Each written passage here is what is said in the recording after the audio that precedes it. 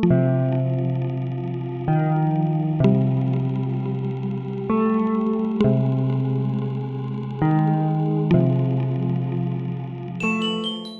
episode of the Unresolved podcast is brought to you by Harry's Razors.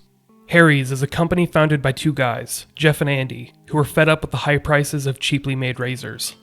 They started their own company to provide a great shave at a fair price, and they are so confident in their razor quality that they'll provide a trial shave set for free when you sign up at harrys.com/unresolved.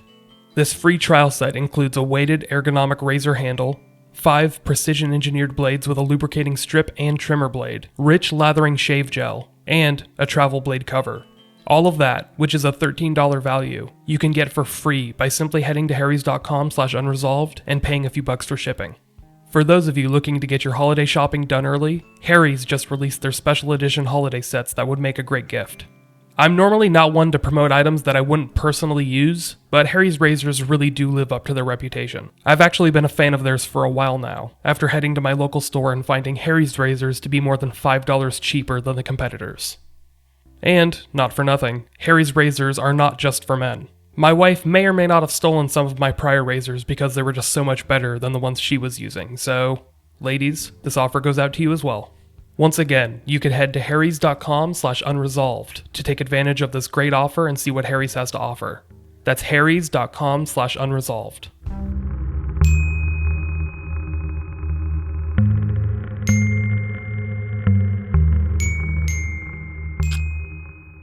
In 1982, the Brabant Killers began to terrorize the area of Brussels.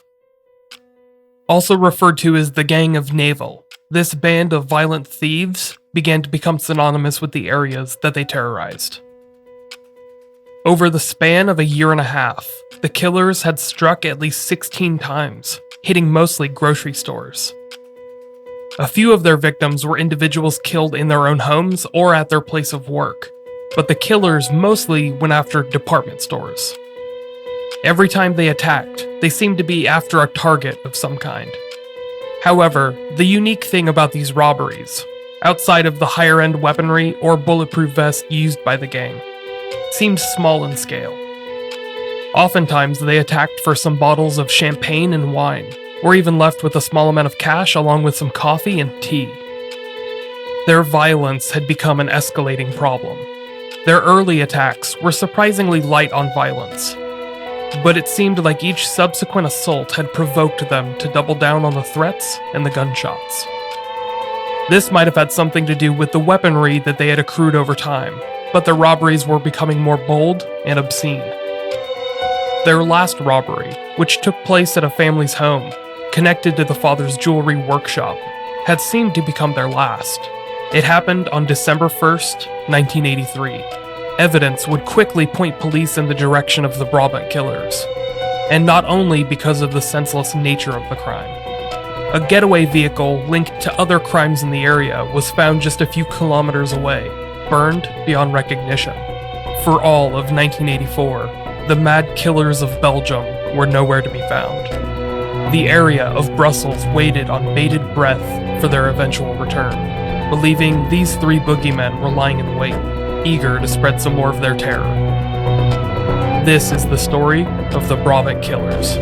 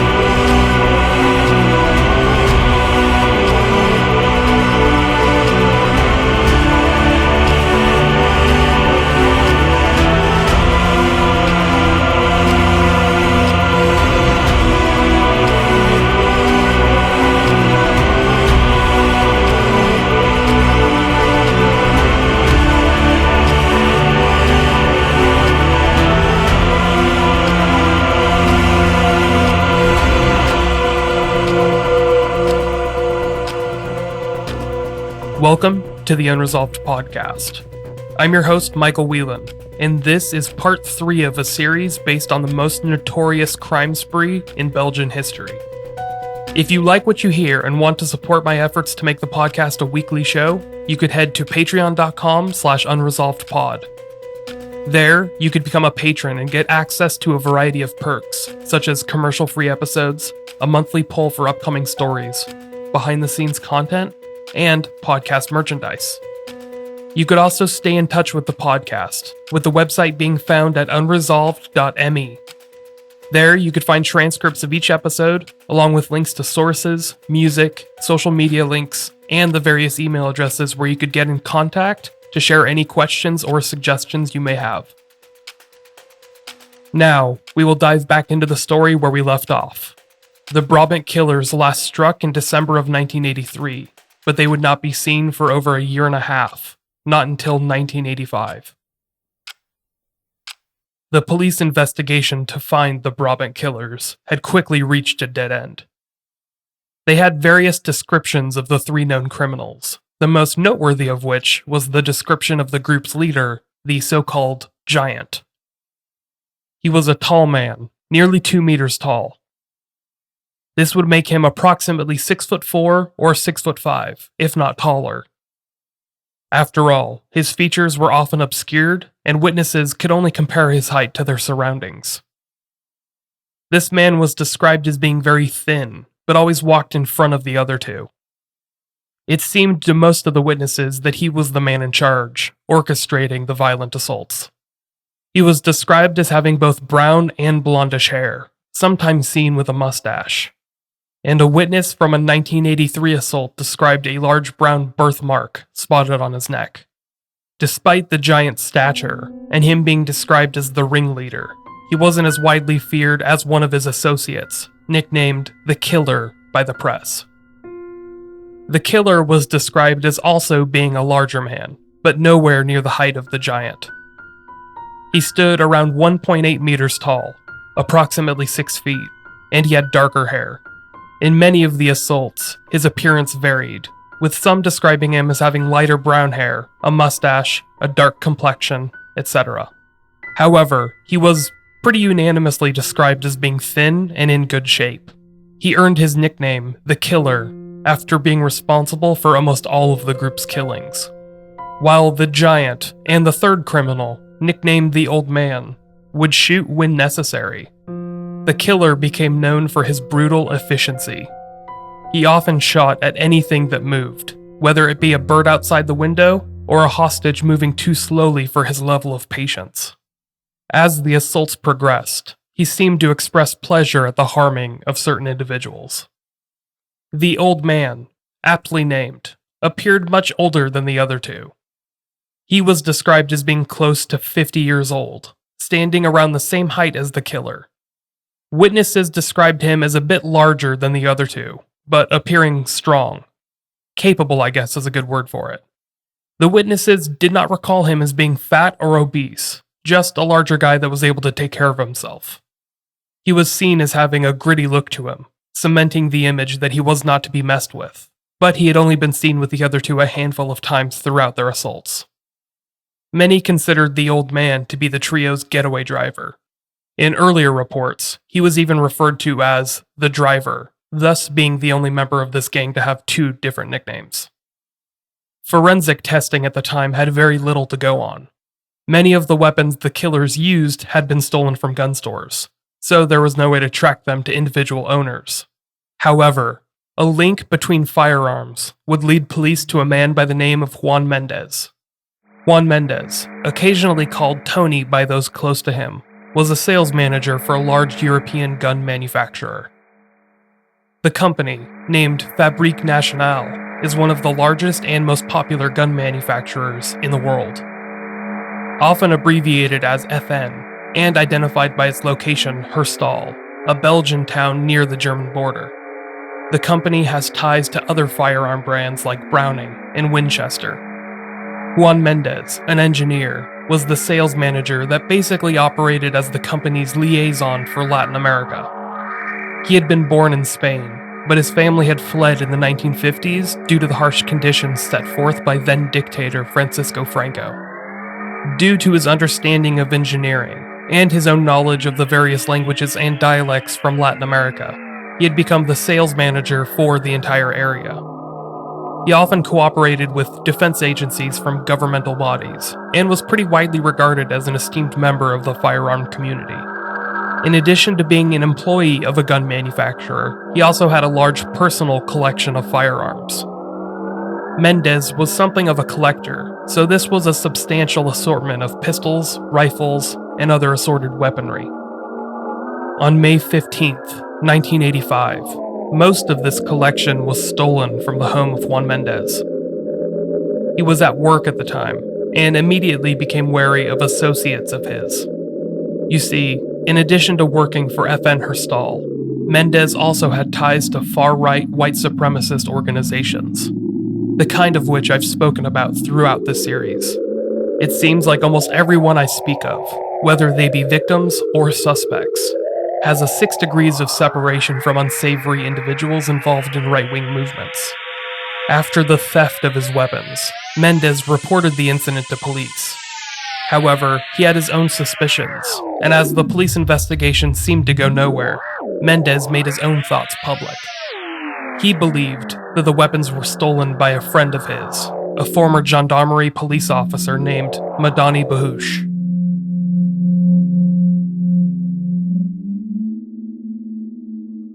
Madani Bahush was a man that had come up as a gendarme, working with the Special Investigative Branch of the state's police force. During his time there, he had begun dabbling in illegal activities, along with his partner, Robert Beyer. The two eventually earned a bit of a reputation as officers that would cross the ethical line of legality to accomplish their goals, using a network of informants and acquaintances. At some point in early 1983, right at the onset of the Brabant Killers' crime spree, Madani Bahush and Robert Beyer left the police force to set up their own private investigator firm. They kept their stable of informants and accomplices, but were now working in the private sector, where there were less regulations holding them back from their own selfish goals. If you look up images of these two men, you'll notice some similarities between their features and those seen by witnesses of the Brabant Killers. Robert Beyer was very tall and thin, with brownish hair that could be seen as either dark or light depending on the lighting. Madani Bahush had dark features, and looked very reminiscent of the killer. Both have also been photographed with mustaches, which fits in with their earlier descriptions that witnesses recall seeing in the 1982 Brabant assaults. I will address more of their story later, but Mendez immediately became suspicious of Bahush in the days and weeks after his weapons were stolen. Madani Bahush was one of the few with knowledge of Juan Mendez's work schedule, and he knew that he would be gone at the time that he was. He was also one of the very few that knew of the vast collection Mendez had been keeping, and where to find it. More theories would link these two together, forging Mendez's ties to far-right-wing organizations to Madani Bahush's illegal activities, but more on that will follow over the next episode or so. The suspicions of Mendez would not be confirmed anytime soon, but they would stay relevant over the next year or so. During that same time period, the sleeping giant that had been haunting the Brussels area would awake, plunging Belgium into another period of terror. On September 22nd, 1985, a well-known Volkswagen distribution center was broken into. The masked thieves, who came prepared and knew the procedure to gain access to the large building, were looking for a very specific model of Volkswagen Golf to steal. The VW Golf GTI, similar to the model used in various crimes committed in 1983 by the Brabant Killers, was stolen in the middle of the night. The thieves made a clean getaway with the vehicle. In fact, the security company in charge of guarding the center was astounded as to how the thieves had gained access and gotten away flawlessly. To many, this was nothing more than a well-planned auto theft. But it was just a precursor to what was coming: the most violent assaults that the Brabant Killers would ever commit. 5 days later, on September 27th, 1985, the Brabant Killers would strike once again. It had been nearly 2 years since their last attack, but the second wave of these attacks would begin as if nothing had changed. At around 8:15 in the evening, the stolen VW Golf GTI is parked nearby an Italian restaurant named De Pietro in the area of Braine-l'Alleud. The restaurant happened to be next to a Delhaize supermarket, which was the ultimate destination. 3 men stepped out from the vehicle and immediately fell upon a group of nearby children playing outside. The kids went running, but the 3 men grabbed a hold of one, thrusting the barrel of a gun into the child's ribs. The 3 gunmen accosted 3 customers outside of the store entrance. They told the 3 customers to follow them inside. When one hesitated, they immediately shot and killed that individual.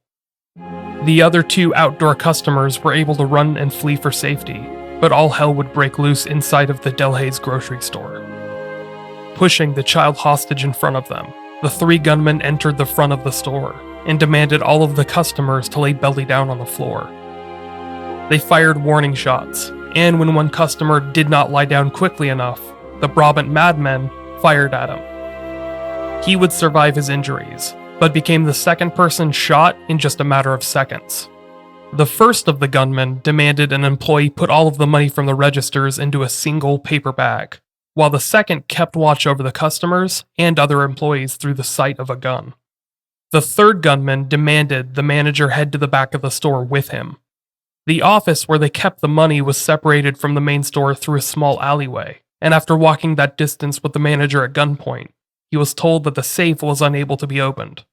However, they did keep other money in that back office which was not in the safe, so the gunman was content with a wad of Belgian francs being placed into a plastic bag. To many, this lends credence to the theory that these gunmen were not in it for the money. They were more likely interested in causing panic. On the way back into the main building, the gunmen spotted a customer through the back alley that connected the money office to the store. Without a moment's hesitation, this gunman opened fire on the customer. Whether this person got hit or not is undetermined by most records, but the Brabant Killers weren't done yet. The 3 men, apparently satisfied with their loot, began making their way out the front doors of the grocery store. They still had their child hostage with them, and they would take this hostage throughout their getaway. Before they left, they noticed a van pulling into the parking lot. By all indications, the killers went out of their way to shoot at this van, hitting both the driver of the van, a man, and his young son. The driver would die from his injuries, while the young son in the back seat would go on to survive his. The Brabant Killers made their getaway in the Volkswagen Golf GTI, releasing their child hostage after they had cleared the area.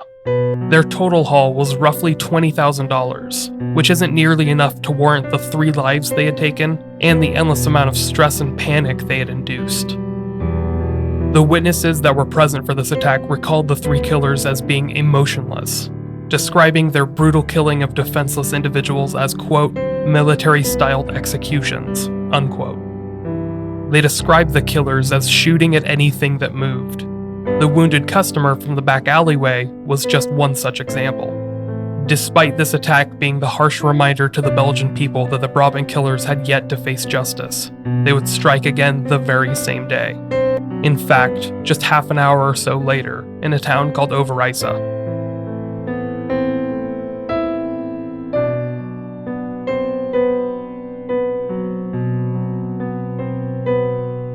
Overijse is just 20 or so kilometers away from the location of the first attack, northwest and closer to Brussels. Again, just like most of their attacks, their target would be a Delhaize supermarket. Many have taken this to assume that the killers were after someone or something, perhaps a specific target that they knew would be shopping at the Delhaize grocery stores at this time.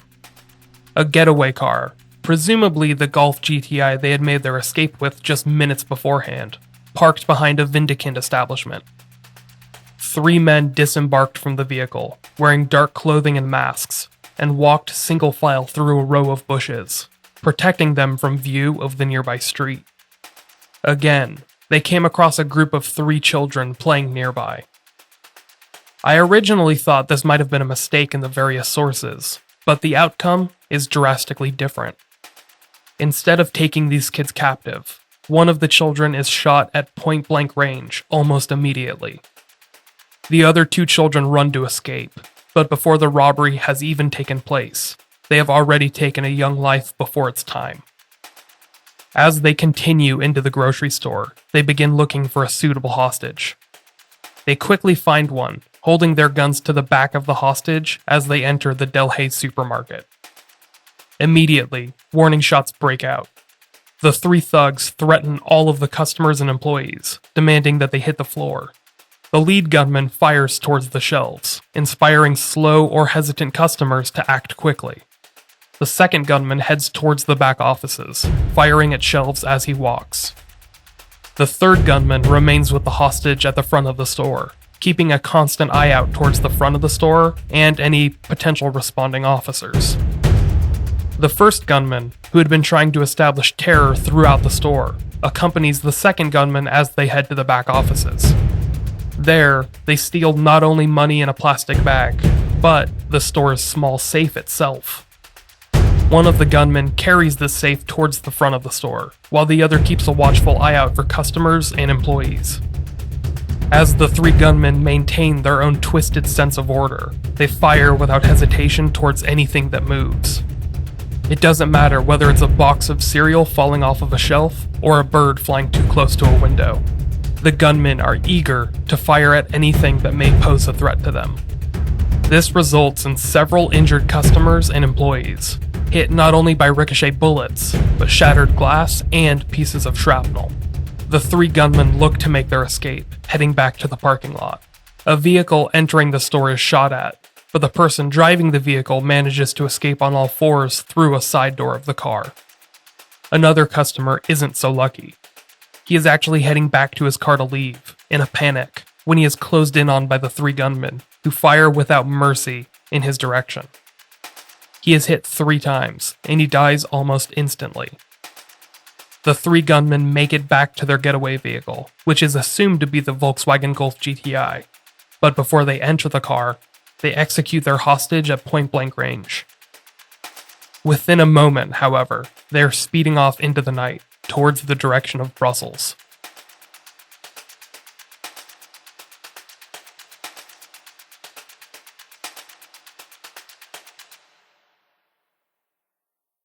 In just one night, the Brabant killers had reminded the entire country of Belgium that they were still alive. Not only alive, but out there, living amongst other Belgians, eager to strike again. Within a single hour, they had struck 2 different locations, stealing almost $80,000 cash. It had been their first attacks in nearly 2 years, but both went off without a hitch, resulting in 8 people dead and 3 people injured. Almost all of the theories police had about the 3 killers were now amplified. Those that believed them to be driven by wealth and ego were further entrenched, after the bandits made off with the second grocery store's safe and their biggest haul yet. Meanwhile, those that believed the criminals to be driven by a desire to cause fear and disorder thought this proved them right as well. After all, the gunmen shot at anything that moved, even a helpless child that had done nothing wrong and proved no threat to them. The descriptions of the 3 gunmen were scattered, but proved relatively stable. All 3 were described as being between 1.7 and 1.9 meters tall, in decent shape, and their features were obscured by masks. One gunman wore a mask of an old man, perhaps poking fun at the constant descriptions of one of their own. Another gunman wore a carnival mask, while the other wore a ski mask, which exposed his eyes and mouth. With these last 2 attacks, the Brabant killers had reminded the entire world that they were not just a boogeyman. They were real, and they threatened not only policemen, but everyone heading to the grocery store. Despite their possible motives, they were succeeding as terrorists. Throughout Brussels, undercover cops were sent into grocery stores, hiding their weapons inside grocery bags as if it was a spy comedy. Police snipers hid on grocery store rooftops during the Brabant killers' peak hours. In other places, where these serious measures weren't taken, police officers would still make routine stops once an hour or so just to check in. Many people in Belgium tried to avoid the grocery store. Perhaps they went in the morning, before work, or tried to make their visits out of the area, or they just ran in and out really quick. The attacks by the mad killers of Belgium were having a substantial effect on the Brussels area, and the fear was palpable.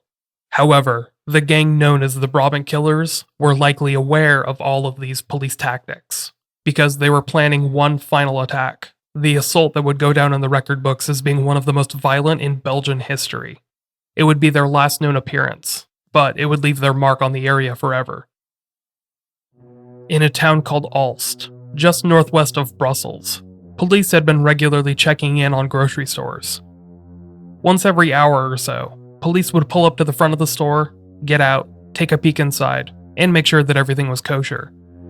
On November 9th, a Saturday, a man was getting gas across the street from a Delhaize supermarket in Aalst when he noticed that another man, who had been driving a Volkswagen, had parked alongside a gas pump. However, this was unusual because the other man seemed to only be pretending to get gas. His attention seemed to be across the street, at the Delhaize supermarket. Police would later theorize that this was one of the Brabant killers observing the police routine. Later that same day, a man was driving in the Aalst area and looked over to his side. He noticed a group of suspicious men driving inside a Volkswagen Golf GTI. Most suspiciously, the vehicle looked like it had been modified. What looked like a fourth man was laying in the back seat of the car, partially exposed and facing the trunk. The three men sitting inside the Golf noticed this stranger glancing into their car, and they gave him a collective look that spoke volumes. He looked away, unaware that he had potentially seen the men known as the Brabant Killers, and lived to tell the tale. After checking in with the store manager, a pair of officers that had been monitoring a Delhaize supermarket got back into their car and drove away. At that exact same moment, somewhere close to 7:30 p.m., the Volkswagen Golf that had been spotted earlier in the day drove into the parking lot. It came from the exact opposite end of the lot as the police had just left, implying that not only did these criminals have knowledge of the police officers' timing, but most likely their route as well. Again, this was on November 9th, a Saturday, so the sun had already set, but people were still actively shopping, preparing for the November 11th holiday celebration for Remembrance Day. Three men get out of the Volkswagen Golf, which is an inconspicuous car, but all of the men are wearing carnival wigs and black outfits. All three are carrying rifles and other firearms, prepared for the bedlam to come. As soon as the feet of the three killers hits the pavement, they begin shooting at nearby shoppers. Throughout the next 5 minutes, which would remain engraved in the memories of those that survived this ordeal, the three gunmen would taunt and yell, oftentimes in primal shouts meant to intimidate. In at least one instance, the men would smile and laugh. In particular, the violent criminal who would become known as the Killer, a title he had unfortunately earned. Throughout this assault, which would become their bloodiest attack yet, survivors would describe him as a man enjoying himself. The gunmen, firing in all directions, are not worried about hesitating. Their first victim, seemingly chosen at random, is shot twice in the head at point-blank range within moments of their arrival. Another man, along with his young daughter, are executed in their vehicle as they prepare to leave. A young girl pleads for the life of her father when the killer points a gun in his direction. He responds by shooting down the entire family, killing not only the girl's father, but also her mother and the girl herself. Only her brother would survive, but he was still wounded by the gunfire. The men enter the grocery store and take control of every living being inside.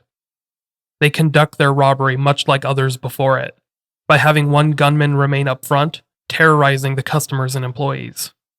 The other two head to the back offices with a manager to take cash from the safe in the money office, before rejoining their partner at the front of the store. In less than 3 minutes, the Brabant killers have shot over a dozen people and killed more than a handful of others, but they weren't done yet. You see, the police that had just left the grocery store parking lot immediately heard the call coming in. They were the first on the scene, but as soon as police began to get wind of shots fired at a grocery store, every available unit began heading down to the Delhaize supermarket off of Park Avenue. The Brabant killers began making their way back to the parked Volkswagen Golf GTI as police began entering the parking lot. As the two killers started the car and began slowly driving away, the criminal known as the Giant walked alongside the slow-moving vehicle. He aimed his riot gun, which fired 32-gram lead balls, at the oncoming police officers. Eventually, as the car prepared to make its escape, the Giant entered the passenger seat of the vehicle, and they sped off on the nearby highway, south towards Ninove. One police officer, named Eddie Nevins, was one of the responding officers that fateful Saturday evening. He recalls firing at least 3 or 4 shots into the Brabant killer's getaway car, and claims to have scored a shot on the biggest target, none other than the Giant himself. Of course, this claim has not been proven, but it ties into some later theories about the group. Some records indicate that the police gave chase for at least half a kilometer, with others stating that police followed the suspects for at least 7 kilometers before losing visual contact of the bandits. The Brabant killers seem to have their escape route planned out to the T, taking every advantage of the familiar landscape to lose the pursuing vehicles. Even worse is that some rumors indicate a potential 4th shooter cooperating with the Brabant killers. Remember the 4th man, seen by a witness in the rear of the vehicle facing the trunk? Some documentaries and podcasts have explored the possibility that a 4th gunman had been lying in wait in a platform within the trunk. And as the Brabant killers made their escape, the trunk had opened, revealing a shooter that would fire at any following vehicles. Of course, this is just a rumor and is not cited in any of the official police records, so take that with a huge grain of salt. However, we do know for a fact that this would be the last known assault committed by the Brabant killers.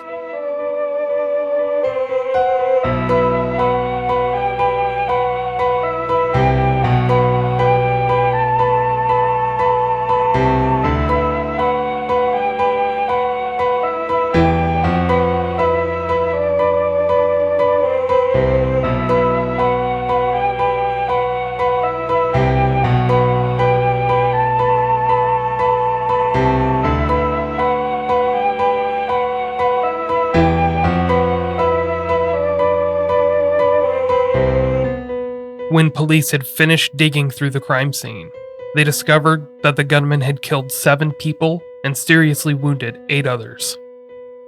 One of these injured victims would later pass away in the hospital, bringing the total number of casualties from this assault alone to 8. And for what? The gunman had made off with less than $25,000 worth of cash.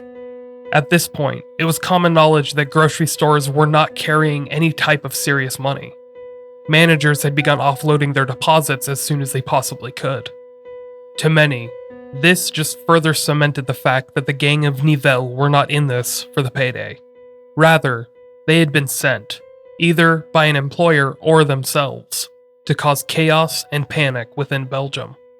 And what better target than Brussels, the capital city comprising both Dutch and French-speaking people? It was the crown jewel of Belgium itself.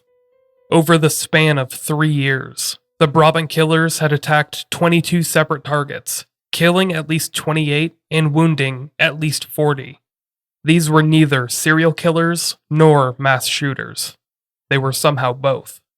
Something as simple as going to the grocery store had become something to fear. People were living afraid, trying to decide whether their dinner party was important enough to warrant a trip to the store. This is what happens when terrorists accomplish their goals. People change the regular aspects of their lives because something has become so unfathomable to them. The public at large was not only afraid, but they were pissed off. This fear had begun to swing from the direction of the Brabant killers themselves to law enforcement. After close to 24 attacks, almost 30 dead, and 40 wounded, you start to demand answers. Police departments, both local and the gendarmerie, were no closer to finding those answers. The identity of these 3 men remained an obscure topic, even as daily television coverage blasted their various descriptions and witness sketches to hundreds of thousands of viewers. However, despite the cries for justice, police would be no closer to revealing the identity of these 3 killers in 2017 than they were in 1985. It was either in the late evening of November 9th or in the early morning hours of November 10th that a familiar-looking Volkswagen Golf was spotted in the area known as Hoosier. The area is known for the river that runs throughout it, but it is a sparsely populated, heavily wooded area roughly an hour south of Brussels. A witness, whose identity has never been revealed by police for fear of reprisal, recalled seeing the Volkswagen Golf on the side of the road. This witness saw a large body, perhaps that of the giant, laying on the ground beside the vehicle. According to this witness description, the person was either badly injured or they were even dead. Standing in the near vicinity of this body was a man described as looking older. Not a senior citizen, but someone in their early 50s. Police speculated that this could have been the old man, also known as the driver. Another person was in the car, most likely the killer, but police speculate that this might have been where the Brabant killers escaped to after their final robbery. If they had been searching for a place to hide out, these woods provided a good opportunity for them to do so. After all, travelers were very infrequent, especially at this time of night. It is possible that the gang of Nivelles stopped here because their leader, the man known as the Giant, had actually been shot by police officer Eddie Nevins. If this was the case, it would answer the question that has been haunting police for decades. Where did the Brabant killers go? After this final assault, their trail would go cold. As far as police are concerned, no other crimes before or after have been linked to these three individuals. Forensic testing would be done on this wooded area years later, and would imply that a weapon of some variety had been fired. Of course, the information that has been released is not very specific, but police trust their testing that on the night in question, a gun was fired. Perhaps this was one of the killers performing euthanasia on a wounded comrade. Or perhaps one of the killers had become too unruly and compromising, thus facing a cold-blooded execution. Only time will tell whether either of those theories is true.